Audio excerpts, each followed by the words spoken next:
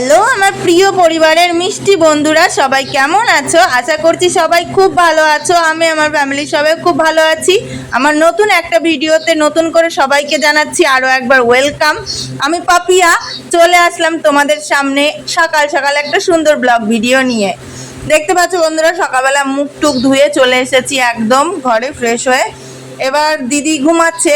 আজকে কিন্তু আমাদের গ্রামে মালসা ভোগ, আজকে খুব নাচন আনন্দের দিন। যদিও বা আমি কখনোই নাচন টাচন করি না, আমার ভালো লাগে না, ওই সমস্ত লজ্জা লাগে। ভালো লাগে না বলাটা ভুল, লজ্জা করে, তো সেই কারণে। তো যাই হোক, এদিকে দেখো আমি মুখ টুক ধুয়ে এসে নিয়ে ক্রিম ট্রিম মেখে ফ্রেশ হয়ে নিচ্ছি। এবার ডাক দেবো দিদিকে, তারপরে চাটা যাই হোক খাওয়া দাওয়া করবো, করে নিয়ে দেখা যাক কি হয়। তারপরে আজকে রান্নাবাড়ি আজকে থেকে আবার শুরু, কেননা যেহেতু মালসা ভোগ শেষ হবে সেই রাত্রিবেলা, রাত্রি বলতে সেই সন্ধেবেলা, তো সেই কারণে সকালবেলা তো কিছু খেতে হবে। তো দেখা যাক কি হয়। আর বরমশাই আজকে বাড়িতে ছুটি, যেহেতু মালসা ভোগ দুপুরবেলায় হয়, তো সেই কারণে আজকে ও ছুটি নিয়েছে, কাজে যায়নি। তো চলো দিদিকে ডাক টাক দিয়ে নিই, তারপরে আসছি।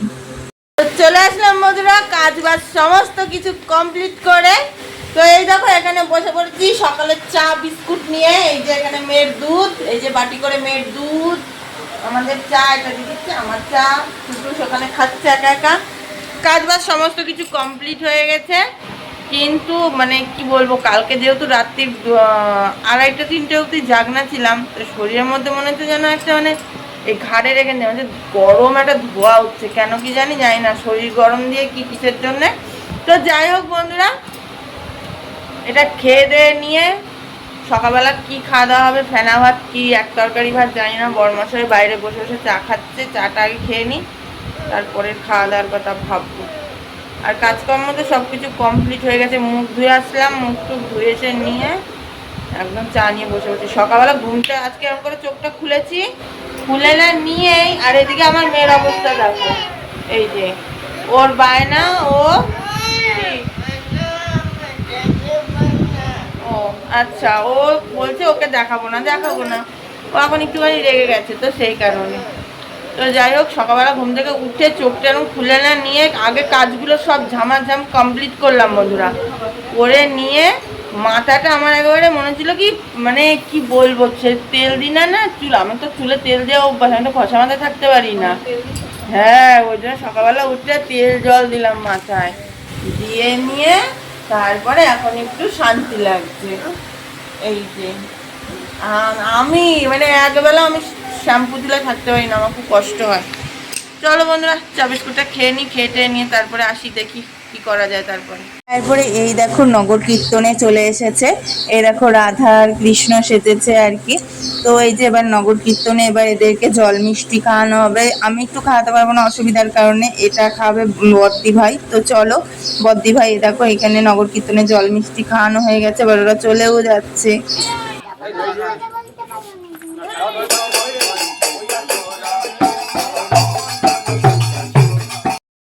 কালকে সারাটা রাত জেগে বন্ধুরা এতটাই সবাই ক্লান্ত যে সকালবেলা আলু ভাতে ফেনা ভাতে খেয়ে নিয়ে সবাই স্নান দান করে এরকম ঘুম দেওয়া হচ্ছে।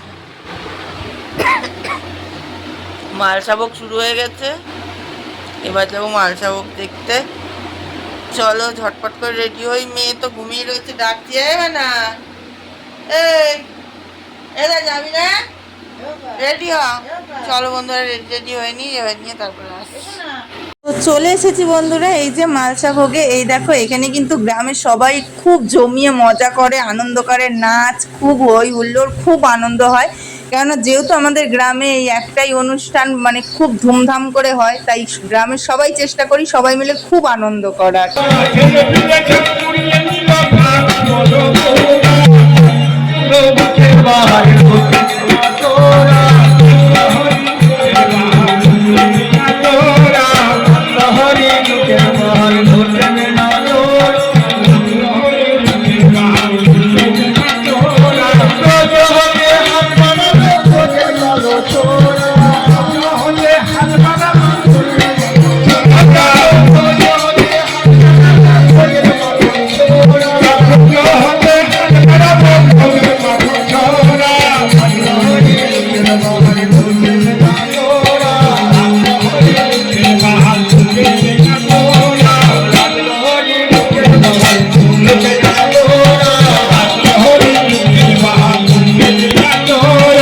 এবার দিদি বাড়ি চলে যাচ্ছে মালসাভোগ খেয়ে নিয়ে। আজকে সকাল সকালই মালসাভোগ যেহেতু শুরু হয়েছিল, আর সকাল সকালই মালসাভোগটা শেষও হয়ে গেছে, সেই কারণে দিদি এই যে চলে যাচ্ছে বাড়িতে। এবার আমি দিদিকে অটো স্ট্যান্ড অব্দি আগিয়ে দিয়ে আসি, চলো দিয়ে এসে নিয়ে তারপরে আসছি।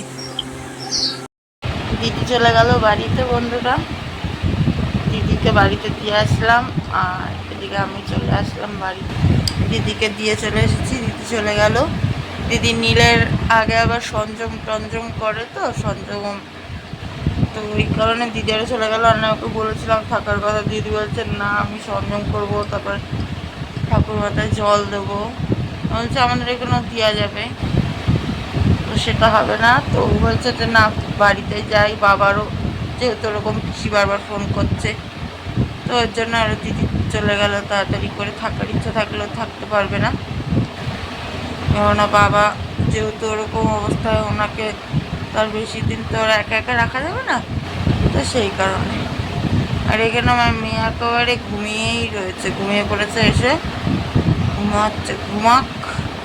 আজকে কিন্তু কেউ কিন্তু ভেবো না যে আমার দিদি চলে গেছে বিকালবেলা আমি ক্যামেরাটা অন করছি, একদমই না। এটা কিন্তু পরের দিন নীল পুজোর দিন, এটা আজকে হচ্ছিল গিয়ে নীল পুজো, নীলের ঘরে বাতি যাকে বলে, তো সেই দিন একদম উপোস করে ক্লান্ত হয়ে গেছি।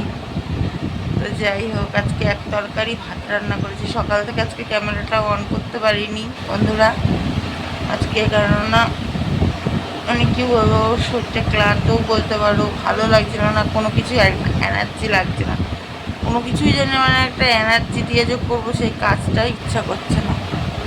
তো এই হলো গিয়ে ব্যাপার। তো চলো, আমাদের নীলের ঘরে বাতি দেওয়া ওরকম নিয়ম নেই, এমনি নীলের বাটা সাজিয়ে আমরা উপোস করি। এই কিন্তু আমার শাশুড়িকে কখনো দেখিনি নীলের ঘরে মানে আর কি যে বাতি দেয়, এক একজনের এক একটা নিয়ম থাকে। এই হলো, চলো এবার বড়মাসে স্নান টান করতে গেছে, স্নান টান করে আসুক, ওকে খেতে দেবো। এদিকে দেখো বরমশাই আর মেয়েকে খেতে দিয়ে দিয়েছি, ওরা খেতে বসে পড়েতে।